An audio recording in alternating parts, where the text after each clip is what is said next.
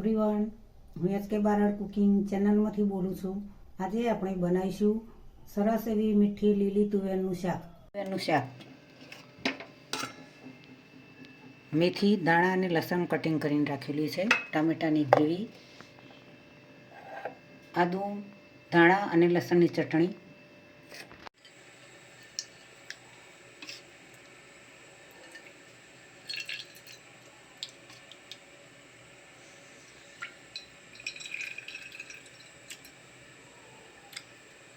ત્રણ ચમચી તેલ, રાઈ, જીરું, લવિંગ, મરી, તજ, લાલ મરચું, તમાલપત્ર, હિંગ,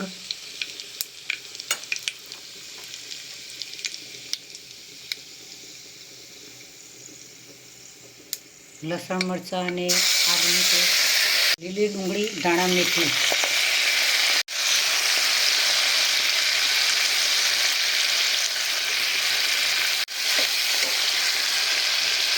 ટામેટાની ગ્રેવી,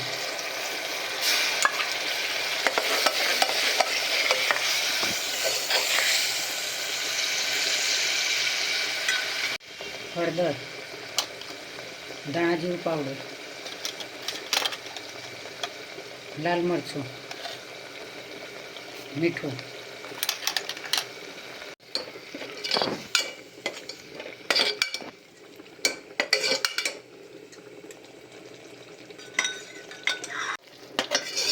આ રીતે હલાવતા રહીશું।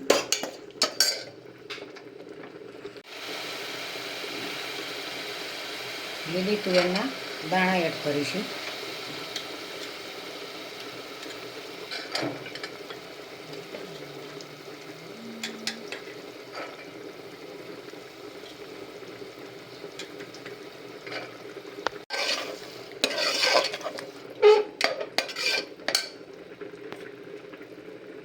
શિંગદાણાનો ભૂકો અને ગોઠિયાનો ભૂકો,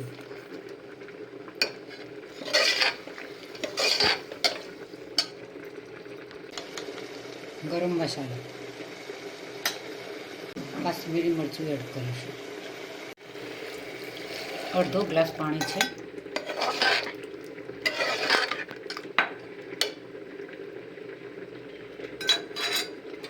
થોડી ખોળ એડ કરીશું, વરિયાળી એડ કરી 3 સીટી થવા દઈશું। લીલી તુવેરનું શાક તૈયાર થઈ ગયું છે। ટેસ્ટી અને સ્વાદિષ્ટ પ્લેટની અંદર સર્વ કરીશું। કટિંગ કરેલી ડુંગળી એડ કરીશું, ઝીણી સેવ એડ કરીશું,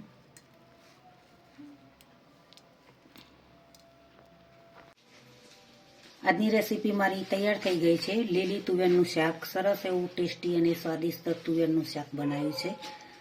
બજારમાં તુવેર ખૂબ જ સરસ એવી લીલી મળતી હોય છે, તાજી। તો લાવીને ઘરે તમે આ રીતે તુવેરનું શાક બનાવી શકો છો। તુવેરના શાક સાથે તમે રોટલી, રોટલા, બ્રેડ ખાઈ શકો છો મિત્રો। ખૂબ જ મજા આવે આ રીતે ટેસ્ટી શાક બનાવીને ખાવાની શિયાળાની ઋતુમાં। ગરમા ગરમ તુવેરનું શાક હોય ને બાજરીનો રોટલો હોય, બ્રેડ હોય, રોટલી હોય તો ઓર જ મજા આવે।